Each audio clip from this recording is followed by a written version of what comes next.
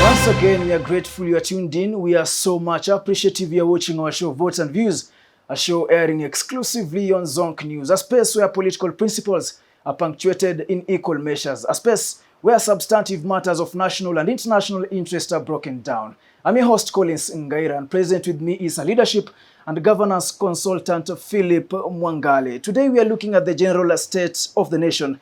Today, we are focusing on the general state of the nation.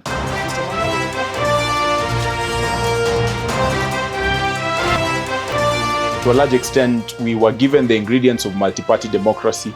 We disappeared into the kitchen and came back with what I would call multi-party autocracy, where certain political actors within those parties would want, to have the say and nothing else aside from that.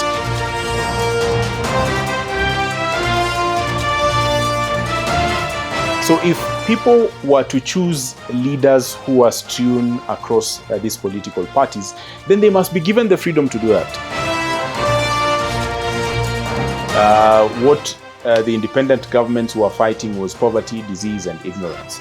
60 years down the line, we're still talking about poverty, disease, and ignorance. And the politician today would rather that the citizen remains poor. They would rather that disease still plagues, very many of their citizens, their followers. Because failing that, they have nothing else to offer.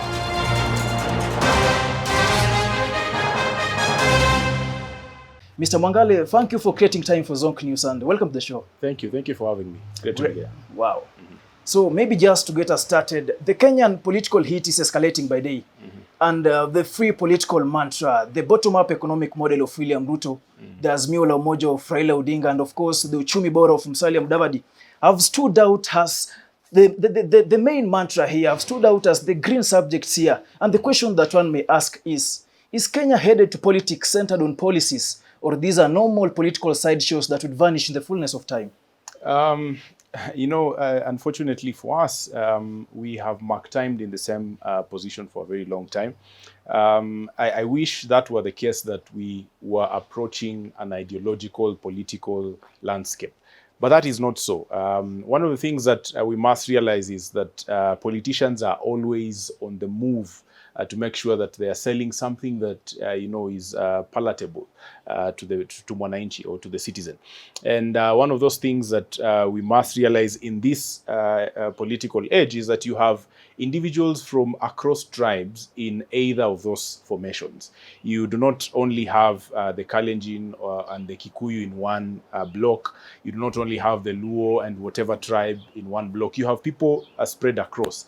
And I think that is a realization that hit the politician in 2021 and to an extension in 2022, identifying that they need to create different narratives.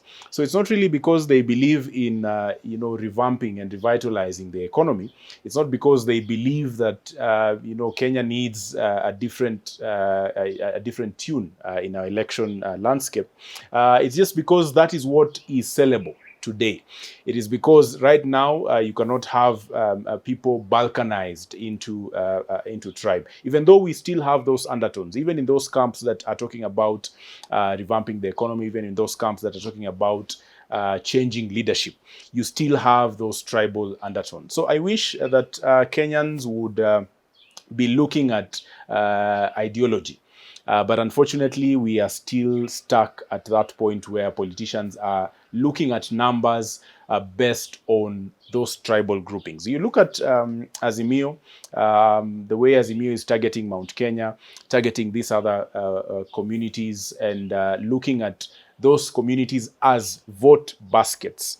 So you're not looking at whether it is Azimio, whether it is Kenya Kwanza as it has become now, or whether it is One Kenya Alliance, which is really an offshoot of Azimio la Umoja. They are looking at these communities as vote baskets. If we are talking about ideas and policies, then we should be looking at the coast area, for example, and looking at how they have been marginalized for a very long period. We should be looking at Northeastern and looking at how we should get them to the same level as other regions in the country. We should be looking at, the Luhya nation and looking at how how we should revamp agriculture in that region. We should be looking at Mount Kenya and looking at how we can get value for money for the farmers of Mount Kenya. But if you're only looking at these communities because we want to galvanize a vote basket, then it is not about ideology. It is really about tribal engagements. But I think, Mr. Mwangala, if you may allow me maybe interject you, we've seen in several podiums the likes of Raila Odinga, the likes of Musalia Mudavadi, and the likes of the DP William Ruto say clearly that, you see, this is my manifesto. The bottom-up model, the bottom-up economic model is my agenda, it's my manifesto, and of course, this is how I'm going to actualize it. We've seen in several occasions, speaking of, you see, because of the bottom-up, we've been able to make more roads, we've been able to make more markets, we've been able maybe to create a number of jobs here and there. So do you think that once again they're simply jumping up and down on empty? Do you mean that all these are empty words? I mean, they don't have substance? Yes, that unfortunately, that is what it is. There is what the politician says, and there is what they really believe. These politicians, those that you have mentioned, and those that are at the forefront of the political landscape today, are what I would term as political ventriloquists. So, at one end of their mouth, you can see their mouth moving in a certain pattern. You can tell from that movement that you're hearing something. But what their intentions are totally different. Let me give you an example and take you back to 2013 and 2017 when Jubilee, Uhuru Ruto, came up with a powerful manifesto, very wonderful, pleasing to the eye and engaging to the mind. But that manifesto was not theirs. It was drafted by a company from outside this country, a company that had done their own research. They had engaged... Which company is this? Cambridge Analytica.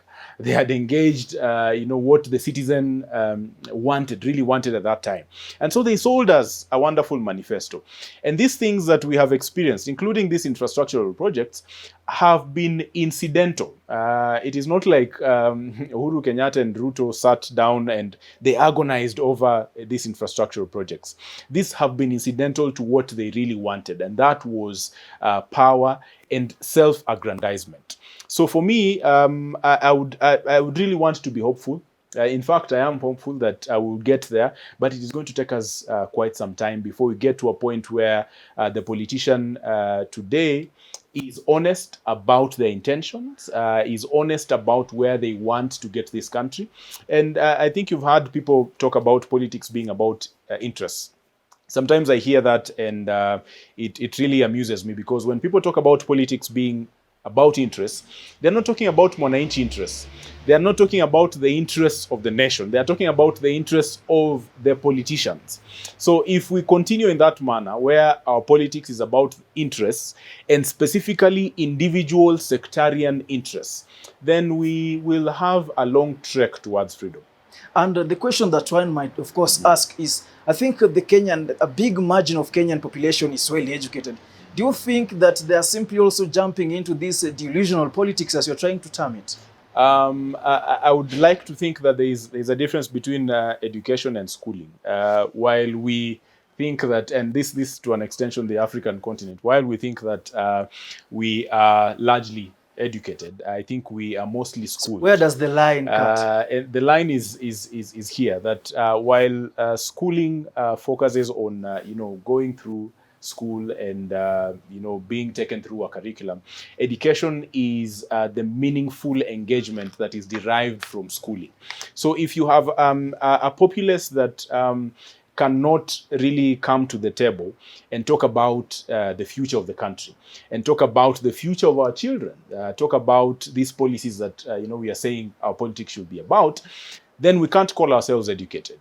We are only schooled. So while we may rejoice that we have so many people who have gone through school, our engagement does not reflect education. And do we have an antidote to this?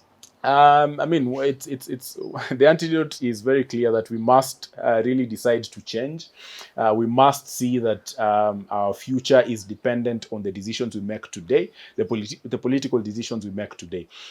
You look at countries that have gone ahead, And they haven't gone ahead because, they are more brilliant than we are. I mean, this continent has some of the most intelligent individuals. The fact that we export, professionals outside Kenya, outside Africa, goes to show that we have some of the most brilliant people. But these countries have not made the progress they have made because they are most intelligent, but because they were visionary. They have looked beyond their current circumstances. So if we are stuck to an election cycle, and for me, I think elections are more like census exercises. Our problems are multifaceted. You have a populace that does not want to engage with governance at beyond the ballot, and some people even do not want to vote. I mean, the voter registration exercise that is going on is testament to that. Then you have leaders who are, drawn from that populace, who do not really care that the people are developing. They are after, building their own wealth and that of their families.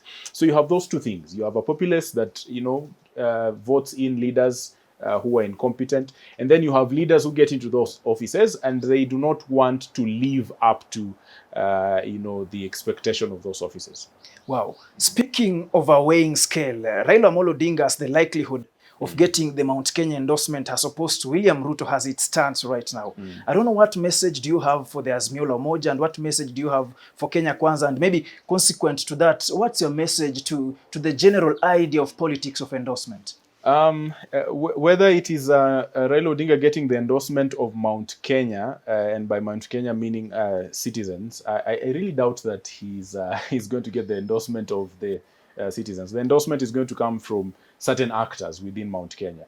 We saw that from the Mount Kenya Foundation. We have seen that from President Uhuru Kenyatta, and that endorsement is still going on. We have seen meetings with the elders from that region. So in as far as endorsement goes, I think that is the only endorsement he's going to get. The ground at present is, skewed towards UDA and Hustler and, Kenya Kwanza as it has Mount become. Kenya. Yes, the ground. And by the ground, I mean the ordinary citizen. Because people have been disillusioned by the Uhuru government, the Uhuru regime since 2013. You go to the rural areas of Mount Kenya, and you really not identify that they have an individual in State House or an individual running government. So that disillusionment has cost Uhuru Kenyatta a following. It has cost Raila Odinga because that endorsement would have given him certain mileage. For me, I think if we are to build our democracy, then we must get to a point where it is the individual, the citizen, who calls the shots. If we have certain individuals who have built their profile over time, deciding who should be leader over their people, then we are not talking about democracy. We are talking about a certain form of consensus that perhaps existed in the traditional African setup. But because we are where we are today, and because the world has gotten to where it is now, that idea of government by consensus cannot work for us, because we are not a homogeneous community. We have so many tribes, and those tribes have different ways of engaging in leadership, even in that traditional sense. So we must really build our democracy. Well, we must really build our democracy. And now that brings us to this. In settings such as these, we see elites like the likes of Mutahi Ngunyi, we see elites like Makau Mtua jealously defending Raila Amolo Odinga. And on the contrary, we also see elites like Senior Counsel Ahmed Nasri, Barak Mluka also jealously defending Ruto and saying, that UDA and Kenya Kwanza is the deal. I don't know, this leaves the common mananchi at crossroads. What message do you think the Kenyan elites should actually play in as much as politics or politics of a country is concerned? Those individuals have a right to their own political opinions and inclinations. But, we are living in an age of pseudo-intellectuals. So while in the past you had intellectuals, professors, and what you're calling elites leading the people, they sort of commanded the airwaves.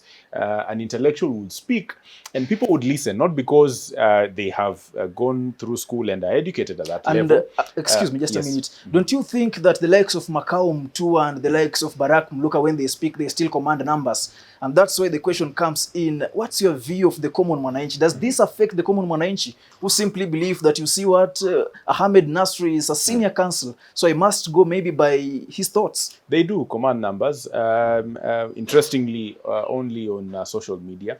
It is true that they command numbers, but it is the kind of influence that they give to the people that I have, qualms with. If you are forcing down a political opinion down your followers, then you should not call yourself an intellectual. If, for example, the likes of Mutai Nguni, Professor Makau Mtua, the likes of Senior Counsel Amenasir, were giving balanced opinions. Yes, you have your own political opinion, but then do not use that opinion to sway the masses in a way that is sectarian. These are people who, have a higher calling. Just the fact that you have been educated to a certain degree, you have a higher calling to society than any other person who would be out there on the streets trying to persuade the masses towards a certain political direction. Wow. And maybe just from my own other thoughts is, after every polls, after every Kenyan polls, we realize that we shall always get time and again lamenting that, you know what, person X was elected into public office and person X has not maybe performed, individual X has been elected, maybe he has not performed. Do you think that we have a problem with the Kenyan democracy? Because at the end of the day, you realize that with the common Mwananchi should come out clearly lamenting and crying out, crying foul that, you see what, maybe a given leader has been elected into office and he's not performing because he was rigged in.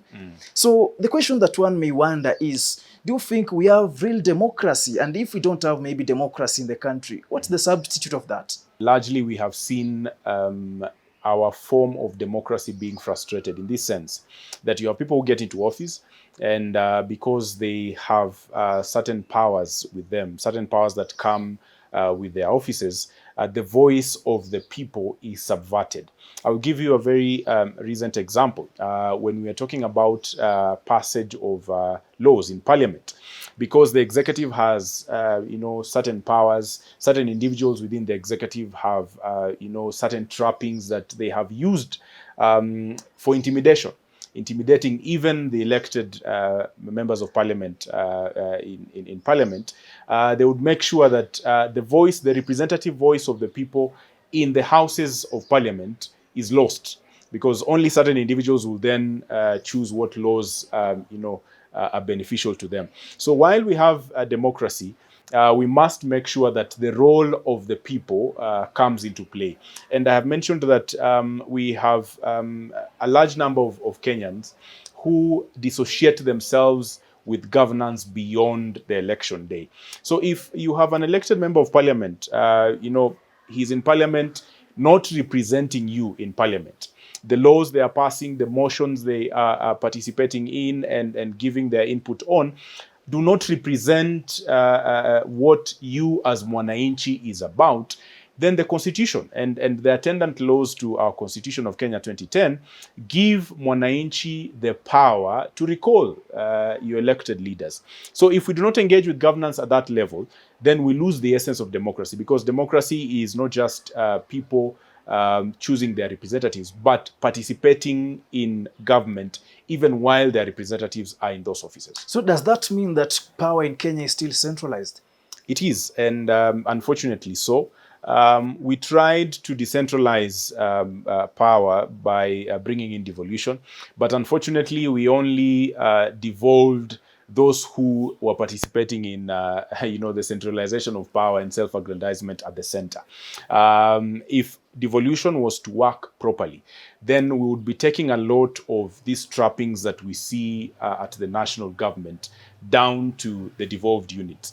If devolution was to work for us, then the amounts of money that we still see being held by the national government will be trickling down to the devolved units. And most of these wars we see in the central government are because people are interested in the funds, in the resources. It's not really even about the offices, it is what comes with those offices. So if we dissuaded ourselves from the idea that leadership is about wealth, that leadership is about those trappings, then we would really benefit a lot from democracy. We would benefit a lot from the form of government that we have. One of the unfortunate things that we find ourselves in, or the scenarios we find ourselves in, is the fact that leadership is not really about influence, and positive influence for that matter. Leadership is about building wealth. So you hear people talking about getting into elective offices, and they will tell you, I'm going for a certain position because that is where the money is. When devolution was coming in, you would hear people saying, kuna pesa county.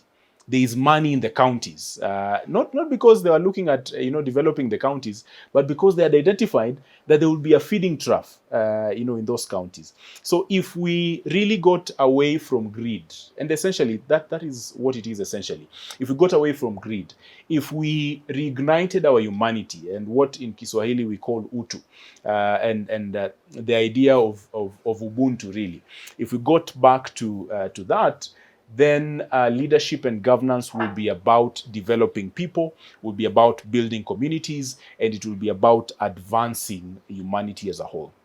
One of the main agendas of the ODM party and the Jubilee party immediately after the handshake was to ensure that we restructure the IEBC so that it can be able maybe to conduct a free, a fair, and of course a verifiable election. Yeah. Do you think maybe after the handshake that has been solved? Do you think that the electoral injustice has been solved with the handshake?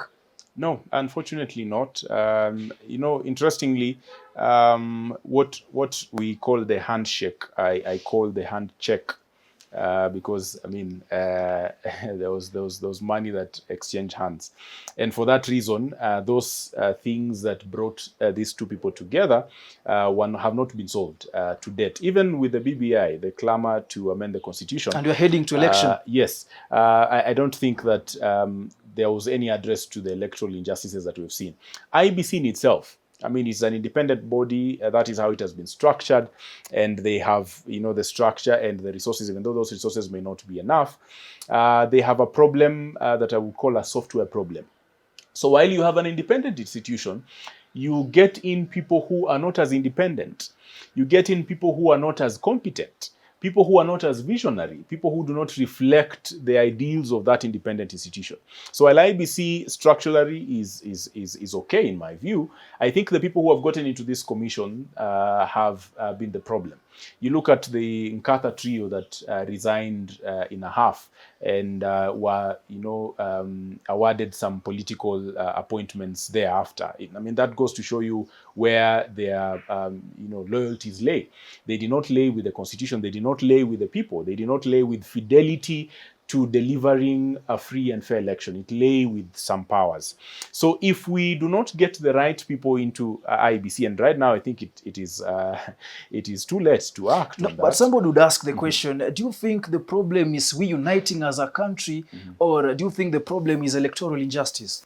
It is both, because you might be united, but if your unity is not being delivered, your voice is not being heard, and somebody is subverting your voice, then that unity is irrelevant.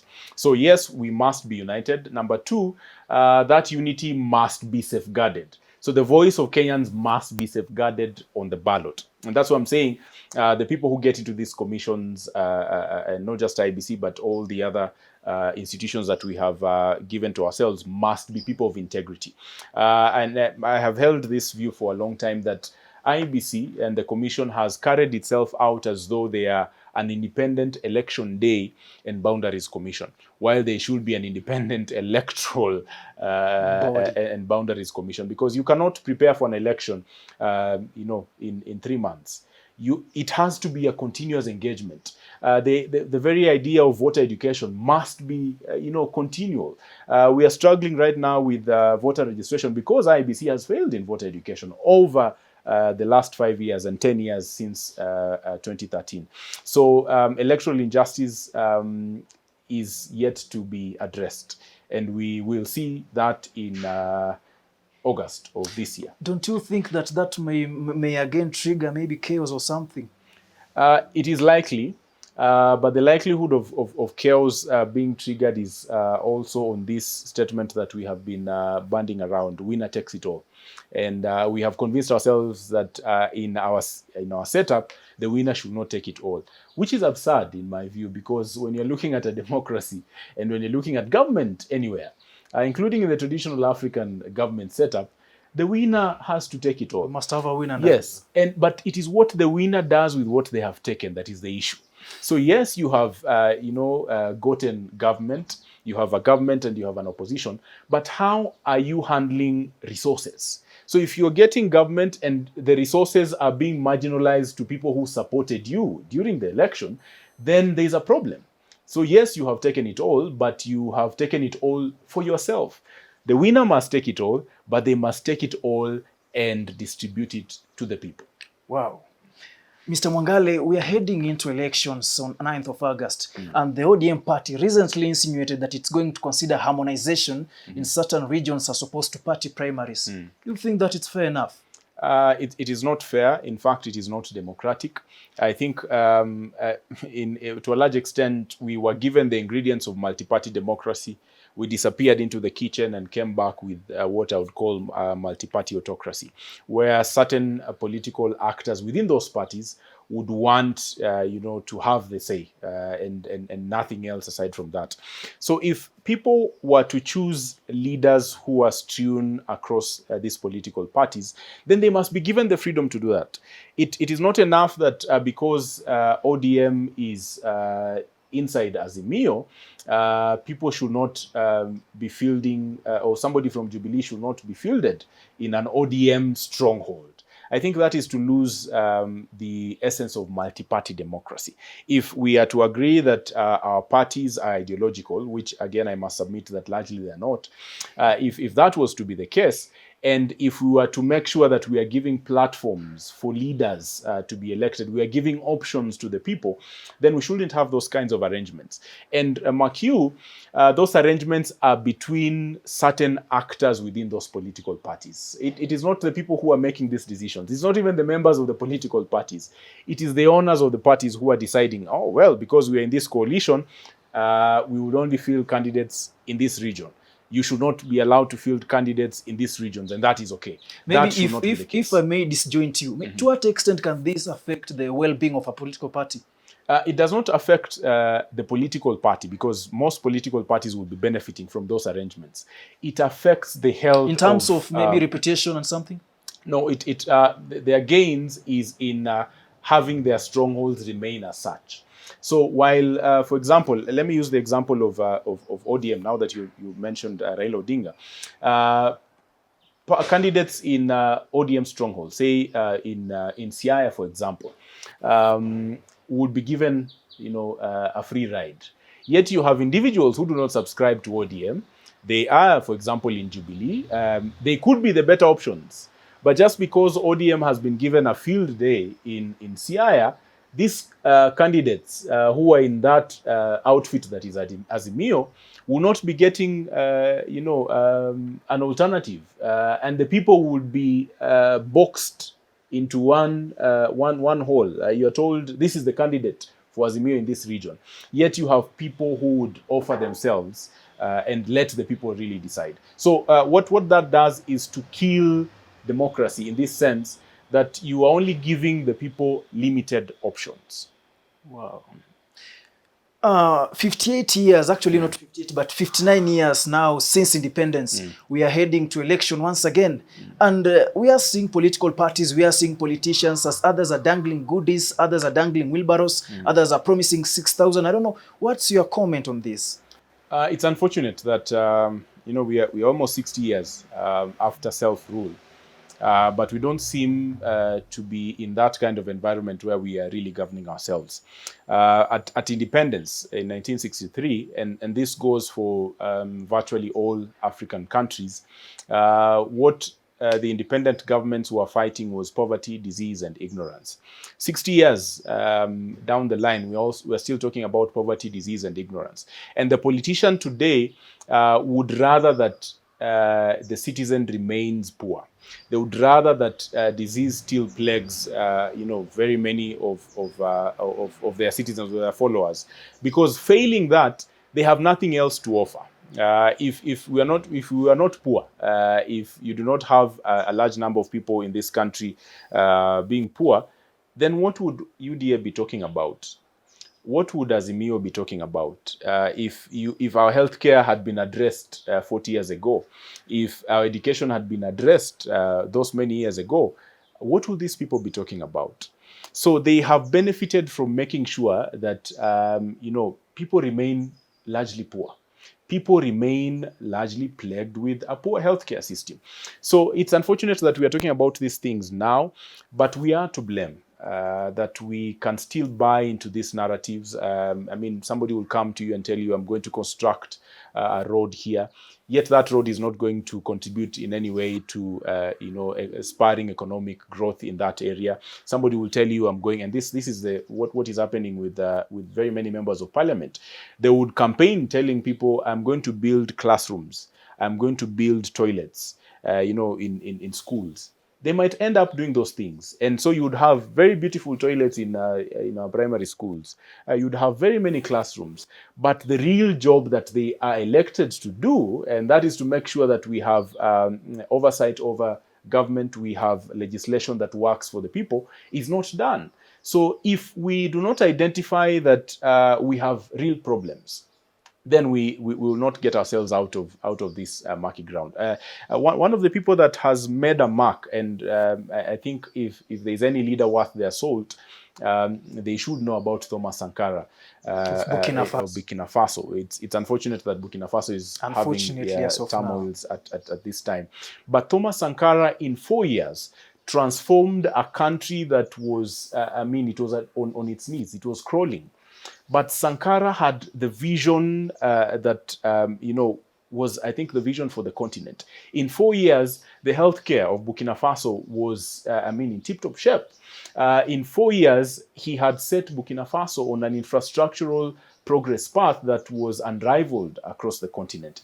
Just one man with a vision. So it does not take all these elected members of parliament. It does not, take all these political actors we are seeing today. It just needs a man with vision. And I must submit that if Kenyans elected just one person, a president with a vision for this country, if they elected just one person who can give all it takes, and for me, leadership is about sacrifice. I do not think we have any leader in this country who is willing to die for their people.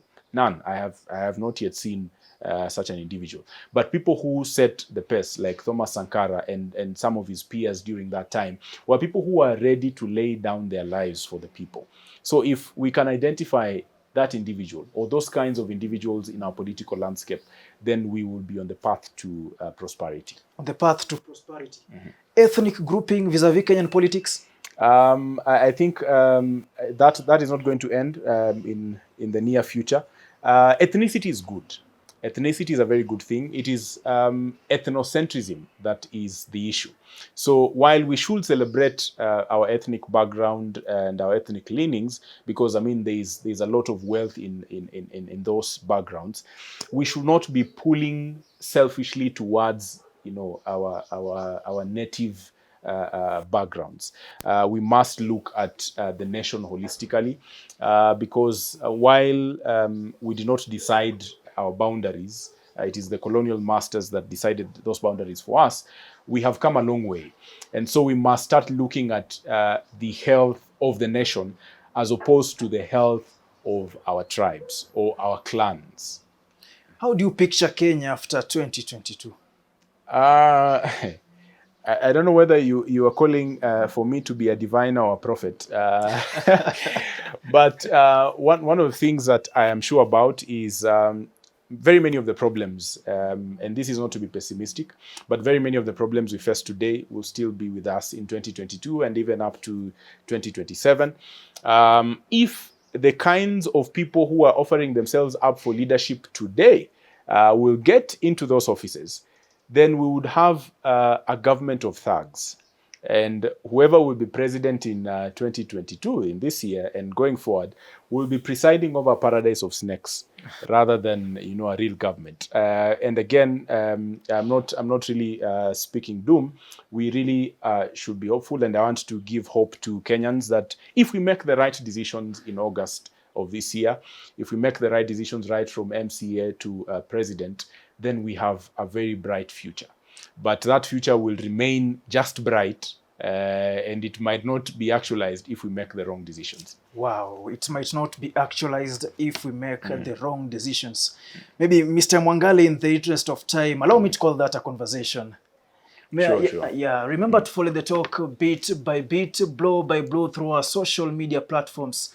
Facebook, Zonk News, Instagram at Zonk News, and of course Twitter at Zonk News. Forget not to subscribe to our YouTube channel at Zonk News. Until next time, goodbye.